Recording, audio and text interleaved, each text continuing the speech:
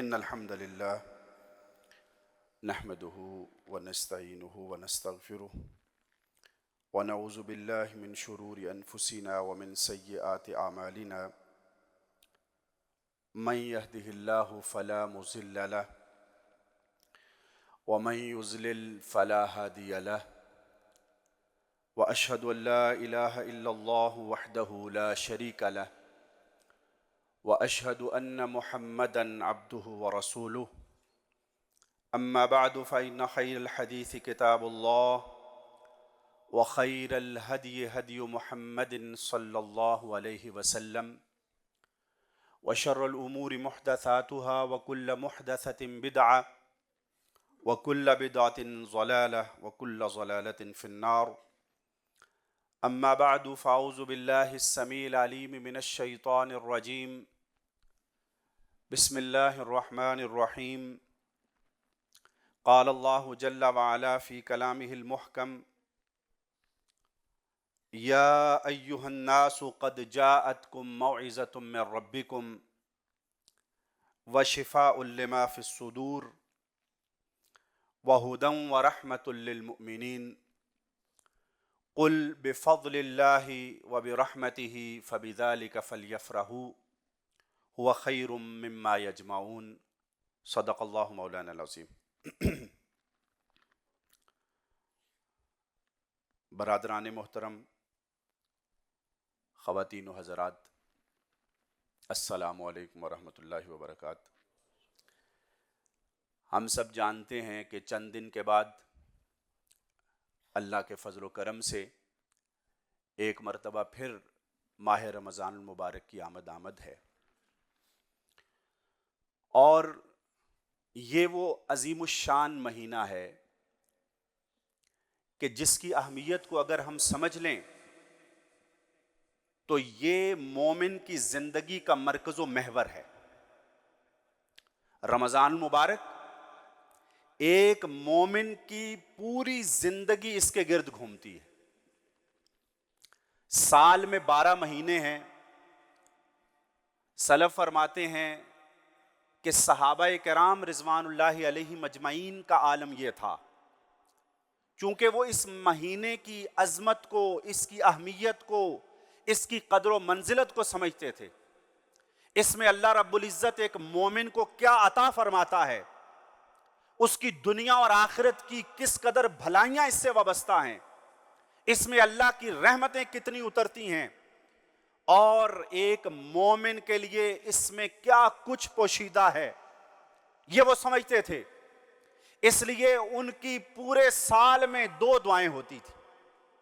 رمضان مبارک کے آنے سے 6 مہینے پہلے ان کی دعا یہ ہوتی تھی، اللہم بلغنا الی رمضان، اے اللہ ہمیں رمضان تک پہنچا دے، ہماری زندگیوں میں رمضان عطا کر دے، ہمیں رمضان کی روزے اور اس کی عبادتوں کی توفیق عطا فرما دے۔ یہ 6 مہینے ان کی دعا ہوتی تھی۔ رمضان آتا، وہ روزے رکھتے، توبہ کرتے، استغفار کرتے، اللہ سے اپنے گناہوں کی معافی مانگتے، اللہ کی رحمتوں کو سمیٹتے، اور رمضان کے گزرنے کے بعد اگلے 6 مہینے ان کی دعا یہ ہوتی، اے اللہ جو کچھ اس رمضان میں کیا ہے اس کو اپنی بارگاہ میں قبول و منظور فرما لے۔ تو یا وہ عمل کی دعا کی قبولیت ہے، یا اس عمل کو کرنے کے لیے اللہ سے وہ مہلت مانگنے کی دعا ہے۔ ان 2 دعاؤں کے علاوہ اور کوئی دعا نہیں۔ یہ رمضان المبارک یہ ہماری زندگی کا مرکز ہونا چاہیے، اس لیے کہ اس کے اندر وہ غذا ہے، ایک وہ ہے جو روٹی پانی ہم کھاتے ہیں، وہ جسم کی غذا ہے، ہم اپنے جسم کے صحت پر توجہ دیتے ہیں، اس کے عیش و آرام کو ملحوظ رکھتے ہیں، لیکن ایک وہ چیز جو اللہ نے ہمارے اندر روح رکھی ہے۔ انسان 2 چیزوں کا مجموعہ ہے۔ اگر وہ صرف اپنے گوشت پوست کو، اپنے جسم کو پالنے پوسنے میں لگا رہے تو اس میں اور جانور میں کوئی فرق نہیں۔ یہ کام تو وہ بھی کرتے ہیں، حیوانات بھی کرتے ہیں، کھاتے پیتے بھی ہیں، سوتے جاگتے بھی ہیں، نسل کا سلسلہ بھی چلتا ہے۔ انسان کا فرق یہ ہے کہ وہ اپنے اس روحانی وجود کو پہچانتا ہے اور اس کی افزائش کا اہتمام کرتا ہے، اور وہ جو روحانی ہماری غذا ہے اس کا بڑا گہرا تعلق رمضان المبارک کے ساتھ۔ وہ کیا ہے؟ آج اسی پہ بات ہے۔ اللہ رب العزت نے رمضان کا جو تعارف کروایا وہ یہی ہے کہ شہر رمضان الذی انزل فیہ القرآن، یہ رمضان وہ مہینہ ہے جس میں قرآن نازل کیا گیا۔ یہ قرآن ہی وہ ہماری روحانی غذا ہے۔ اور آپ قرآن کریم کو اگر پڑھیں، آج اس پہ کچھ باتیں آپ سے عرض کروں گا، اگر ہم اس کو پڑھیں، اس کو سمجھیں، اس کو اپنے دل میں اتاریں، تو ہمیں پتا چلے کہ اللہ رب العزت نے اس قرآن کی اہمیت کو کیسے بیان فرمایا۔ کہا رحمان، رحمان اور رحیم دو نام ہیں اللہ کے، اللہ کی صفات کے دو پہلوؤں کو ظاہر کرتے ہیں۔ رحیم وہ ہے جس کی رحمت ہر خاص و عام کے لیے ہے اور اس میں ایک تسلسل ہے، اور رحمان وہ ہستی ہے کہ جس کی رحمت ٹھاٹھے مارتے ہوئے سمندر کی طرح، اس میں ایک جوش ہے، ایک فراوانی ہے، ایک کثرت ہے، ایک شدت ہے۔ رحمان مبالغے کا صیغہ ہے۔ ایک ہے جس کو پیاس لگی ہوئی ہے، اور ایک ہے جو پیاس سے مر رہا ہے، اس کو عرب کہتے ہیں عطشان۔ یہ بہت پیاسا ہے، اس کو پانی نہ ملا تو پیاس سے مر جائے گا، پیاس نے اس کو ہلکان کر دیا۔ اسی وزن پر ہے رحمان کہ جس کی رحمت کی کوئی حد نہیں ہے اور اس کی رحمت پورے جوبن پر ہے، وہ ہے الرحمن۔ اور آگے اس کا تعارف ہے، وہ رحمان کون ہے؟ علم القرآن خلق الانسان۔ حضرات محترم، یہاں آپ کی توجہ چاہتا ہوں۔ اللہ نے فرمایا وہ رحمان ہے جس نے قرآن سکھایا اور انسان کو پیدا کیا۔ سوال یہ ہے کہ انسان کی پیدائش کا ذکر بعد میں ہے، قرآن پہلے کس کو سکھایا ہے؟ آپ بات سمجھیں، توجہ کیجئے قرآن مجید کے اسلوب پر۔ علم القرآن، رحمان وہ ہے جس نے قرآن سکھایا، خلق الانسان، انسان کو پیدا کیا۔ تو سکھایا کس کو پھر؟ اللہ رب العزت نے بتایا یہ ہے کہ تمہیں پیدا کرنے سے پہلے میں نے تمہارے روح کی غذا کا اہتمام کیا ہے۔ پہلے سے میں نے اپنا کلام لوح محفوظ میں لکھا، اس کو محفوظ کر دیا، بعد میں تمہاری تخلیق کی، تاکہ تمہارے روحانی وجود کی بقا کا اہتمام جو ہے وہ میں نے تمہارے وجود سے بھی پہلے کر دیا۔ یہ قرآن ہے۔ اور رمضان المبارک، اس کے لیے دعا جب کریں تو دو چیزوں کو ساتھ ذہن میں رکھیں۔ علامہ عبد الرحمن بن ناصر السعدی رحمہ اللہ، سعودی عرب کے بہت بڑے عالم، بڑے بڑے ائمہ کے استاد، شیخ ابن عثیمین کے استاد، بڑے امام، تفسیر لکھی قرآن مجید کی، تفسیر السعدی کے نام سے معروف، اردو ترجمہ بھی ہو گیا ہے۔ تو وہ یہ فرماتے تھے کہ جب آپ رمضان کے لیے دعا کریں کہ اے اللہ ہمیں رمضان تک پہنچا دے، تو ساتھ یہ بھی کریں کہ اے اللہ ہمیں اس رمضان کی برکت عطا فرما دے۔ ہمیں صرف پہنچنا کافی نہیں ہے، پہنچتے تو ہر سال ہیں، ہم پہنچے، عبور کیا، آگے چلے گئے، کوئی اثر ہماری زندگی میں نہیں۔ برکت عطا ہو کہ اس کے اندر جو اللہ کی رحمت نازل ہوتی ہے اس کو سمیٹ سکیں، اس کو اپنی روح کا حصہ بنا سکیں، اس سے وہ تربیت لے سکیں، اللہ کی رحمت کے مستحق بن سکیں۔ ایک بات علامہ السعدی نے کی، دوسری امام احمد بن حنبل رحمۃ اللہ علیہ، انہوں نے عمومی بات کی، اور وہ اس دعا کے ساتھ بھی میں سمجھتا ہوں کہ خاص طور پر ہمیں کرنی چاہیے۔ وہ یہ ہے کہ اے اللہ رمضان عطا کر، اس کے اندر برکت دے، اور ہمیں عافیت کے ساتھ رمضان عطا فرما۔ یہ بھی بڑا ضروری ہے، اس لیے کہ آپ بیمار ہو جائیں، آپ کسی اور آفت میں پڑ جائیں، آپ روزے ہی نہیں رکھ سکیں، رمضان آئے اور چلا جائے، آپ کو عافیت نصیب۔ امام احمد کیا فرماتے تھے رحمہ اللہ؟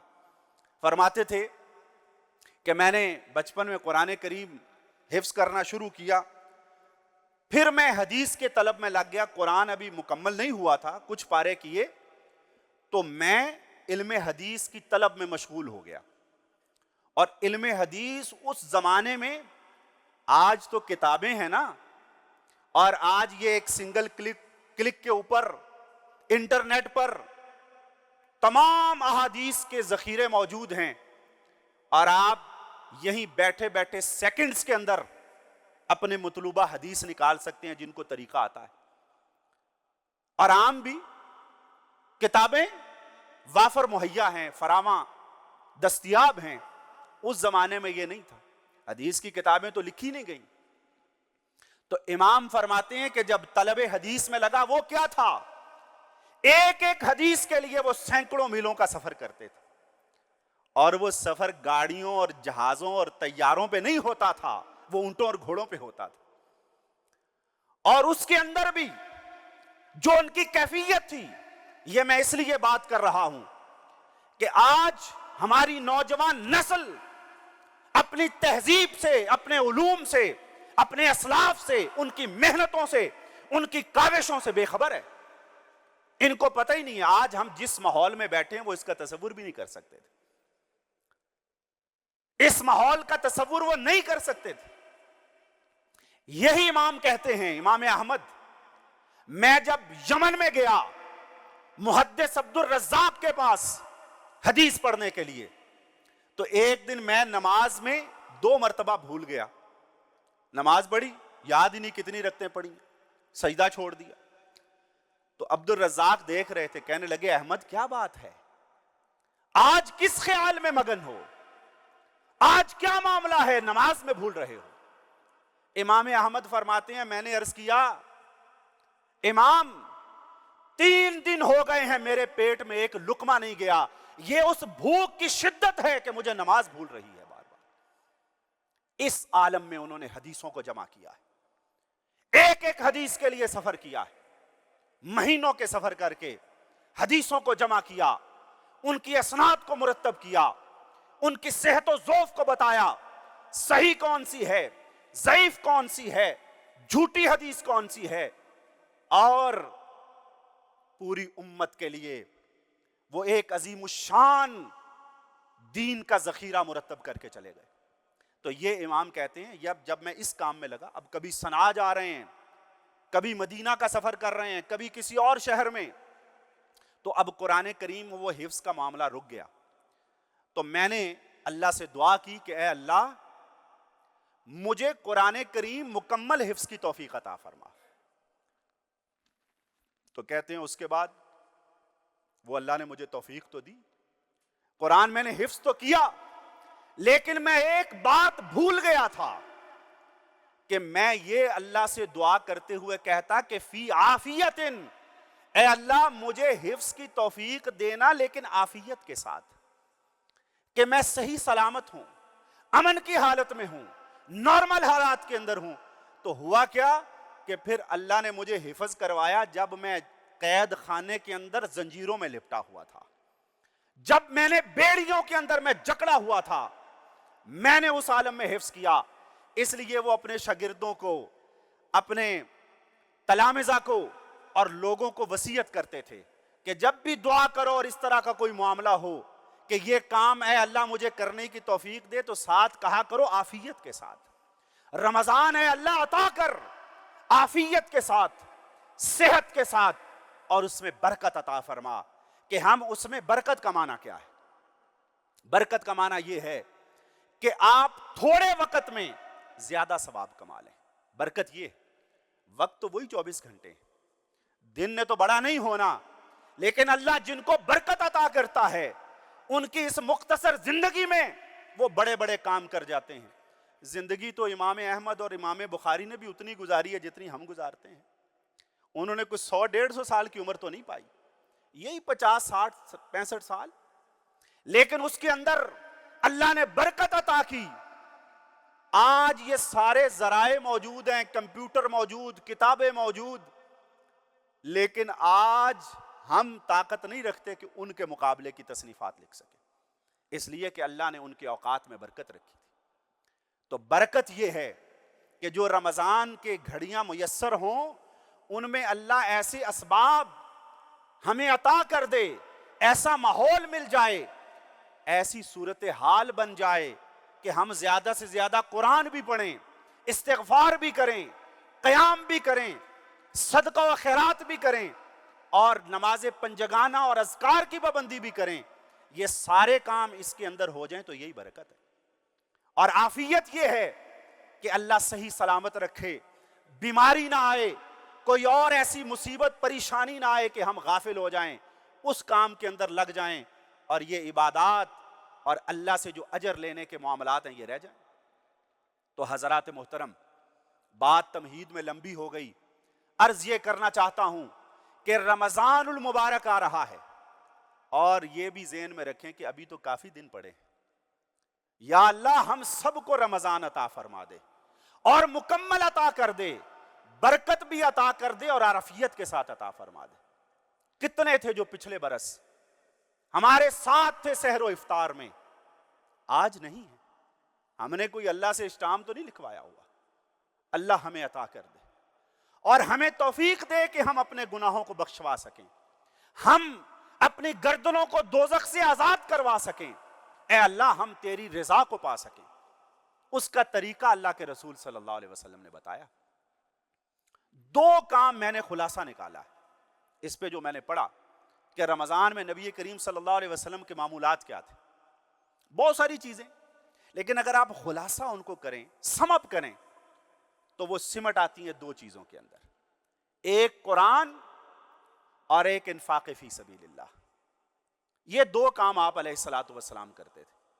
حضرت ابن عباس رضی اللہ تعالیٰ عنہ کہتے ہیں کہ اللہ کے رسول صلی اللہ علیہ وآلہ وسلم اجود الناس بالخیر، ساری انسانیت سے بڑھ کر سخی تھے، کریم تھے، اللہ کے رستے میں لٹانے والے تھے.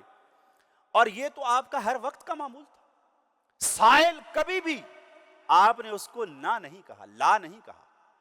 جو بھی آیا اگر نہیں بھی ہے قرض اٹھا کے دیا، انتظام نہ ہو سکا تو کہا اگلے کسی دن آ جانا. یہ نہیں کہا کہ نہیں، کہا دوں گا پھر کسی وقت آ جانا. تو یہ آپ علیہ الصلوۃ والسلام کا معلوم. لیکن رمضان میں ابن عباس کہتے ہیں کہ رمضان میں آپ کی سخاوت بہت تیز ہو جاتی. کیوں ہوتی؟ اور یہ دونوں سبب بھی کنیکٹ ہیں آپس میں. کہتے ہیں کہ ہین یلقاہ جبریل، کہ جب آپ جبریل سے ملتے، یہ صدقہ اور انفاق آپ اس لیے بڑھاتے تھے، کہتے ہیں کہ جیسے تیز ہوا چلتی ہے اس سے بھی زیادہ سخاوت کرتے تھے. اس کا کیا معنی ہے؟ کہ ہوا جب چلتی ہے تو کوئی چیز ایسی نہیں ہے کہ جس پر اس کا اثر نہ پہنچے، ہر ایک کو وہ چھوتی ہوئی گزرتی. اسی طرح آپ کی سخاوت وہ ہر انسان تک پہنچتی تھی، اور اس میں ایک تسلسل اور ایک تیزی اور ایک جوش ہوتا تھا. اور یہ جوش سے مجھے یاد آیا، ہم ڈل ہو کر کیوں رمضان گزارتے ہیں؟ ہمارے اندر وہ جذبہ امنگ کیوں نظر نہیں آتی؟ رمضان آتا ہے چلا جاتا ہے. اور اب یہ مغربی تہذیب و تمدن نے، جس کو جاہلی تمدن کہنا چاہیے، جس کو آج ہم سویلائزڈ مینرز کہتے ہیں، یہ اصل میں جاہلی ہیں، جاہلی رویے ہیں. کہ ساری رات انٹرنیٹ پہ، ٹی وی پہ بیٹھ کر وہ وقت ضائع کرنا، گندی فلمیں دیکھنا اور ادھر ادھر وقت ضائع کر دینا، اور دن کو سوتے رہنا، نمازوں کی پرواہ کوئی نہیں. اور روزہ اس کو بوجھ سمجھنا کہ وہ جوش اور جذبہ، امنگ، وہ تڑپ، وہ ولولہ، وہ پیشن وہ آج نہیں ہے. تو رسول اللہ صلی اللہ علیہ وآلہ وسلم سخاوت آپ کی بے مثال، لیکن رمضان المبارک میں اتنی زیادہ سخاوت اس لیے کہ جبریل ملتے ہیں. اور جبریل کب ملتے؟ یلقاہ جبریل علیہ السلام کل لیلہ، ہر رات کو آتے. اور اس ملاقات کا مقصد کیا ہوتا؟ اس حدیث میں وہ دونوں مقاصد ہیں، سخاوت، اور دوسرا آپ نے فرمایا اس ملاقات کا جو مقصد ہے، ابن عباس کہتے ہیں یدارسہ القرآن، آپ علیہ السلام جبریل سے دور کرتے قرآن مجید کا، آپ علیہ السلام پڑھتے، جبریل سنتے، پھر جبریل پڑھتے اور آپ سنتے. اور آخری سال تھا جو حیات طیبہ کا، جس کے بعد آپ کی وفات ہوئی اور آپ دنیا سے چلے گئے، اس سال 2 مرتبہ قرآن مکمل جبریل کے ساتھ دہرایا. تو قرآن کریم آپ یہ سمجھیے کہ یہ رمضان ماہ قرآن ہے، یہ تجدید کے لیے آتا ہے کہ قرآن کریم کے ساتھ جڑ جاؤ، قرآن پڑھو، قرآن کو اپنی زندگی کا دستور بناؤ. تو رسول اللہ صلی اللہ علیہ وآلہ وسلم جبریل کے ساتھ، اور پھر دوسرا آپ دیکھ لیجئے کہ قیام کی آپ نے فرمایا کہ من صام رمضان غفر له ما تقدم من ذنبه ومن قام رمضان غفر له ما تقدم من ذنبه.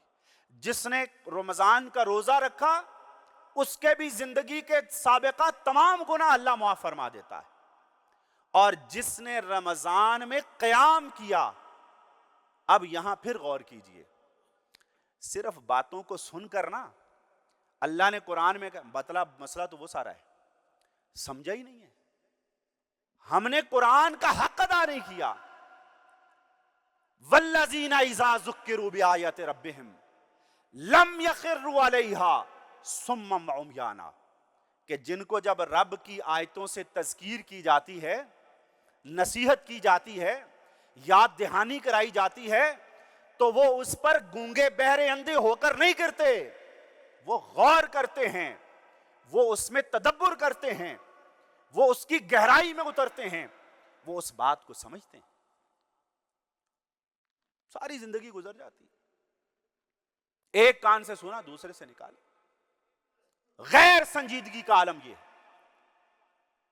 تو میں یہ عرض کر رہا تھا کہ قرآن کریم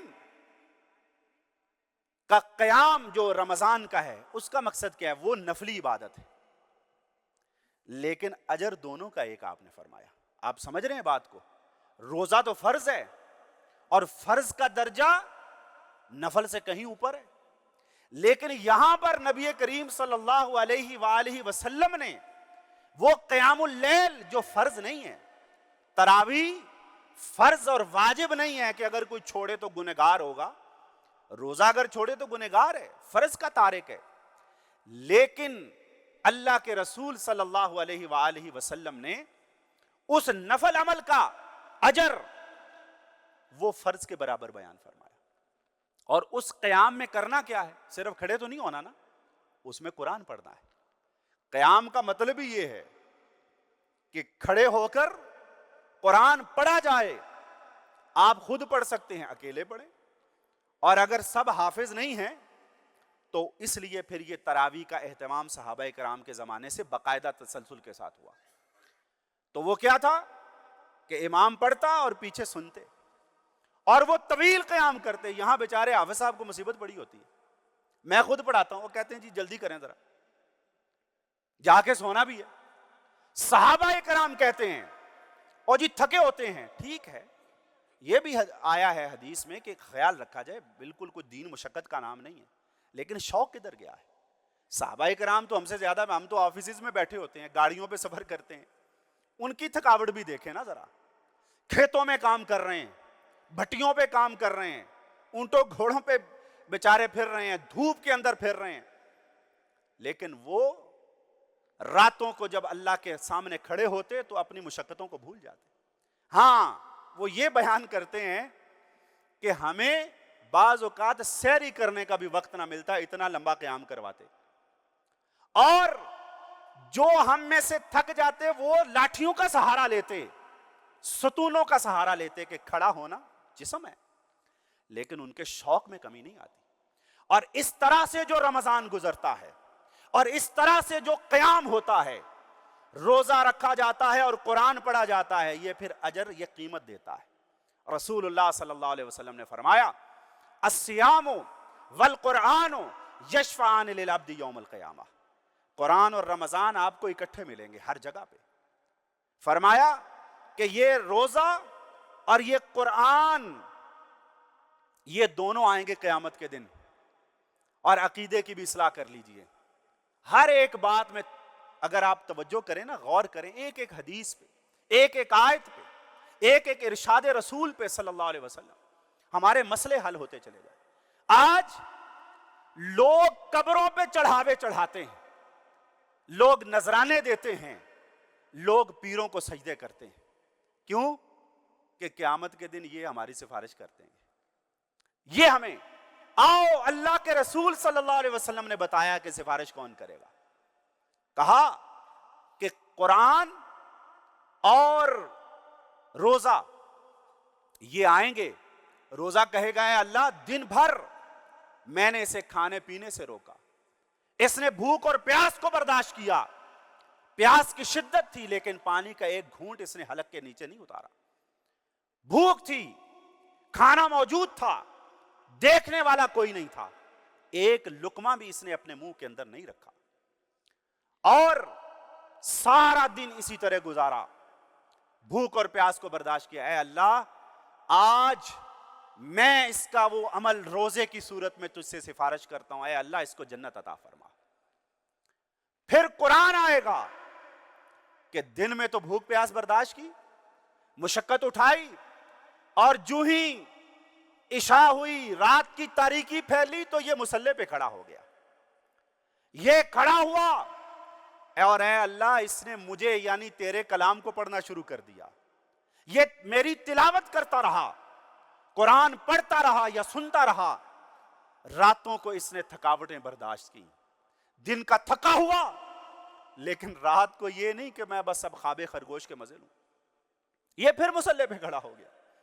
اس نے قیام کیا، اس نے قرآن پڑھا اور سنا.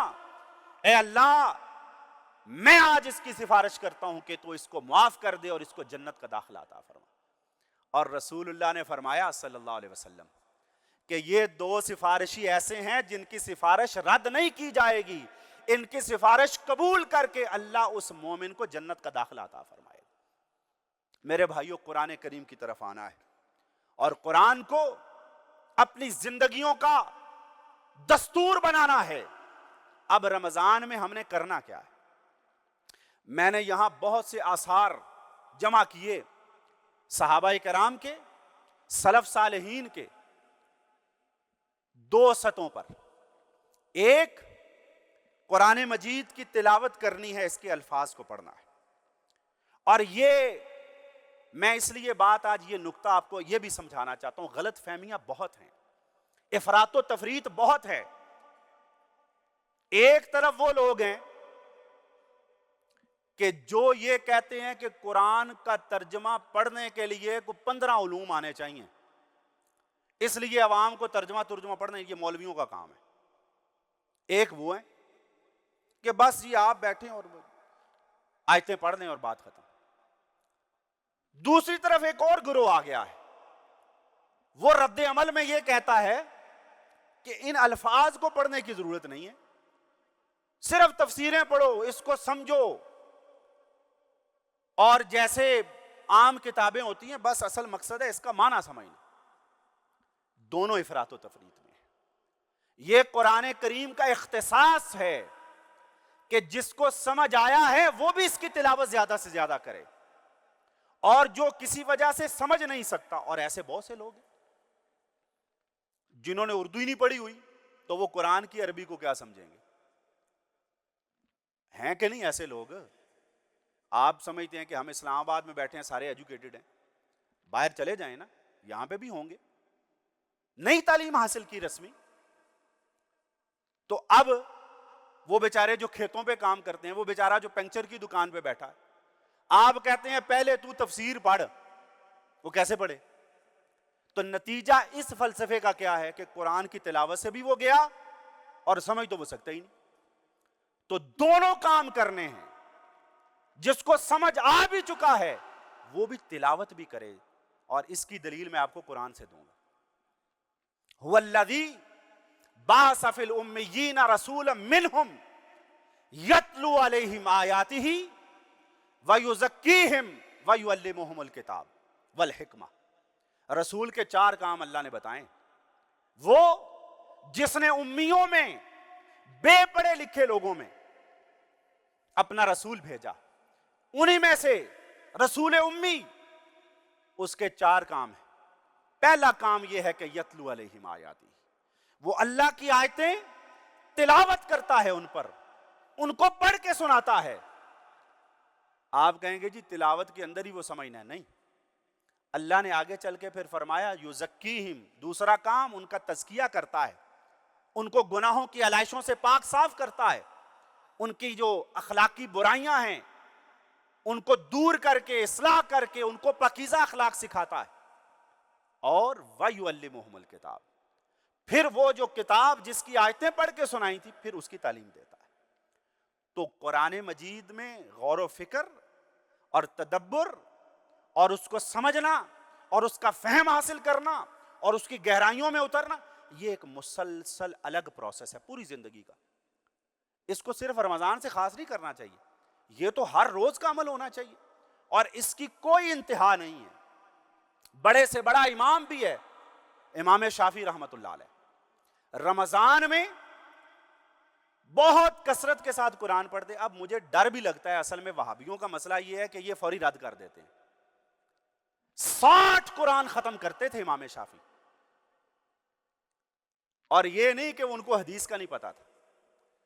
عام معمول نہیں بنانا چاہیے، لیکن جب رمضان مبارک ہو، آپ مکہ میں گئے ہیں مثال کے طور پہ، تو سلف یہ کرتے تھے کہ مکہ جب جاتے عمرہ وغیرہ کے لیے یا ویسے ہی، تو ان کی یہ کوشش ہوتی تھی کہ اب ایک بابرکت جگہ پر آئے ہیں تو قرآن ختم کیے بغیر وہاں سے نہیں نکلتے تھے. مجھے بتائیں کبھی ہم نے اس پر عمل کرنے کی کوئی ذہن میں ہے یہ بات؟ ویسے پتہ ہی نہیں اپنے سلف کا. اور یہ صرف امام شافعی کا عمل نہیں ہے، سیدنا عثمان بن عفان روزانہ قرآن ختم کرتے تھے، سیدنا تمیم داری، اور خود امام بخاری رحمت اللہ علیہ. میں یہ کو قصے کہانیاں نہیں سنا رہا، یہ اتھینٹک رمضان مبارک میں 41 قرآن امام بخاری ختم کر دیتے، اور امام اعظم ابو حنیفہ رحمت اللہ علیہ 60 قرآن. یہ میں عرض کر رہا ہوں کہ جتنی آپ کے اندر کیپیسٹی ہے، صلاحیت ہے، اللہ توفیق دے تو تلاوت بھی زیادہ سے زیادہ کرنی. 3 دن میں آپ قرآن ختم کر لیں. لیکن ہم تو یہ کہتے ہیں کہ چلو یار ایک ہی ختم کر لیں پورے رمضان میں. اس کی امنگ ہے کوئی؟ یہ تڑپ ہے کہ نہیں؟ زیادہ کیوں نہیں کرتے؟ سوال یہ ہونا چاہیے کہ ہم زیادہ عمل کیوں نہیں کرتے؟ کس چیز نے روکا ہے ہمیں؟ کوئی مصروفیت نہیں. ہیں مصروفیات، لیکن آپ کی ترجیحات کا مسئلہ ہے. اگر آپ کا تعلق ہو، اور حضرت عثمان رضی اللہ تعالیٰ عنہ یہ فرماتے تھے کہ اگر تمہارے دل پاک ہوں تو وہ قرآن پڑھنے سے کبھی سیر نہ ہو. اللہ تعالیٰ ہمیں قرآن سے سچا تعلق نصیب فرمائے، اور اس کے ساتھ اس کو سمجھنے کی طرف بھی آئیں. یہاں پہ الحمدللہ یہ جو ادارہ ہے، ان کا کام ہی یہ ہے کہ یہ قرآن کریم کی تعلیم دیتے ہیں، ترجمہ پڑھاتے ہیں، تفسیر پڑھاتے ہیں. تو یہاں جو اس کے پروگرامز ہیں ان میں بھی شامل ہوں. اور یہ اعلان ہے 15 فروری اتوار کو یہاں پر ظہر تا عصر ایک رمضان ورکشاپ ہو رہی ہے، ضرور تشریف لائیں. ڈاکٹر عبدالباسط فہیم صاحب آ رہے ہیں، یہ اشتہار لگا ہوا ہے. اور یہاں تراویح کا اہتمام بھی انشاءاللہ تعالیٰ ہوگا، خلاصہ قرآن بھی ہوگا. بہت اچھا عمل ہے کہ جو پڑھیں اور سنیں اس کا ایک مفہوم بھی آپ کو مل جائے، ساتھ ہی اس کا ایک معنی اور اس کا ایک خلاصہ آپ کو بتا دیا جائے گا. اور 4 تراویح کے بعد خلاصہ قرآن، اور 8 تراویح کے بعد آیات الاحکام، یعنی وہ آیتیں جن میں فقی مسائل بیان ہوئے ہیں، عملی مسائل بیان ہوئے ہیں، وہ بیان کی جائیں گی. اور سوشل میڈیا پہ اس کی تفصیلات ہیں. اور رمضان میں اسی مرکز الشفا میں تجوید کی کلاسز بھی ہوں گی، ان کی تفصیلات یہ پھر آپ سے شیئر کر دیں گے. اور کل جو ہے 14 فروری کو عصر کے بعد شیخ نور احمد کا انگلش لیکچر ہوگا. تو ان سب میں جتنا آپ کے پاس وقت ہو اور کوشش کریں کہ ان تمام پروگرامز کو آپ اٹینڈ کریں. اللہ تعالی ہمیں نیک عمل کی توفیق عطا فرمائے. وآخر دعوانا الحمدللہ.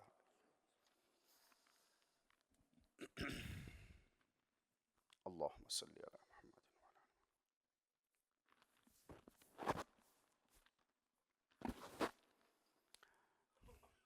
ان الحمد لله نحمده ونستعينه ونستغفره ونعوذ بالله من شرور انفسنا ومن سيئات اعمالنا من يهده الله فلا مضل له ومن يضلل فلا هادي له واشهد ان لا اله الا الله وحده لا شريك له واشهد ان محمدا عبده ورسوله اما بعد فان خير الحديث كتاب الله وخير الهدي هدي محمد صلى الله عليه وسلم وشر الامور محدثاتها وكل محدثة بدعة وكل بدعة ضلالة وكل ضلالة في النار۔ تو بس میں آخری ایک بات چھوٹی سی، وہ خلاصہ سمجھ لیں اس کو، وہ یہ ہے، یہ ساری تفصیلات آپ سنتے رہتے ہیں کہ کیا کیا کرنا ہے، وہ سب ہمیں پتہ ہے، دعا بھی کرنی ہے، استغفار بھی کرنا ہے، صدقہ و خیرات بھی کرنا ہے، تلاوت بھی کرنی ہے، قیام بھی کرنا ہے، تراویح بھی پڑھنی ہے، نماز با جماعت بھی پڑھنی ہے، سنتوں کا بھی اہتمام کرنا ہے، یہ ساری باتیں ہیں۔ لیکن یہ باتیں اس وقت عمل میں آئیں گی جب ہمارے اندر ایک جذبہ ہوگا۔ کوئی بھی کام اس وقت تک نہیں ہوتا جب تک آپ کے اندر اس کو کرنے کا پختہ عزم پیدا نہ ہو، آپ اس کو اپنی فرسٹ پریورٹی نہ بنائیں، اور جو بنا لیتا ہے وہ تمام کاموں کے ساتھ اپنے اس شوق کو، اپنے اس عزم کو بھی پورا کرتا ہے، اور اللہ تعالیٰ پھر اس کو توفیق عطا فرماتا ہے، اللہ تعالیٰ اس کے لیے آسانیاں فراہم کرتا ہے۔ الیس للانسان الا ما سعی، قرآن نے اصول بیان کر دیا، انسان کو وہی کچھ ملے گا جس کے لیے وہ کوشش کرتا ہے۔ تو کوشش اس وقت ہوگی جب شوق ہوگا، یہ مجبوری سے نہیں ہوتا، مار کے یا ڈرا کے نہیں آپ کوئی کام کروا سکتے۔ تو شوق پیدا کریں اور یہ سمجھیں کہ یہ موقع آ رہا ہے، اللہ یہ دے دے، کیونکہ کوئی پتہ نہیں کہ اگلے سال تک ہمارے ساتھ کیا ہوگا۔ اس زندگی کا آخری رمضان سمجھ کر اس کو گزاریں، تو اللہ تعالی ہمیں اس کی توفیق عطا فرمائے، وہ جذبہ، وہ پیشن، وہ شوق، وہ ذوق، وہ ولولہ، امنگ اور تڑپ ہمارے اندر پیدا کر دے، اور ہمیں زیادہ سے زیادہ نیک اعمال کی توفیق عطا فرمائے، ہمیں اخلاص کی دولت نصیب فرمائے، ریاکاری سے ہمیں بچائے۔ جتنے مسلمان بیمار ہیں، پریشان حال ہیں، اللہ تعالیٰ ان سب کو صحت کاملہ عطا فرمائے۔ جن کے کوئی مسائل ہیں رزق کی تنگی کے، اللہ رزق میں فراوانی عطا فرمائے، برکتیں عطا کرے۔ جن کے پاس اولاد نہیں ہے، اللہ تعالیٰ نیک اور صالح اولاد عطا فرمائے۔ جن کے پاس اولادیں ہیں، ان اولادوں کو والدین کی آنکھوں کی ٹھنڈک بنائے۔ جن کے عزیز رشتہ دار والدین دنیا سے جا چکے، اللہ تعالیٰ ان کی مغفرت فرمائے۔ جن کے والدین زندہ ہیں، اللہ ان کو ان کی خدمت کی توفیق عطا فرمائے، اور ان کی خدمت کر کے جنت کا مستحق بننے کی توفیق عطا فرمائے۔ اور اللہ تعالیٰ ہمیں جب تک زندہ رکھے عقیدہ توحید پہ قائم رکھے، موت آئے تو اسی عقیدے پہ موت آئے، اور قیامت کے دن حضرت محمد مصطفیٰ صلی اللہ علیہ وسلم کے ہاتھوں حوض کوثر کا پانی نصیب فرمائے۔ وآخر دعوانا ان الحمد للہ رب العالمین۔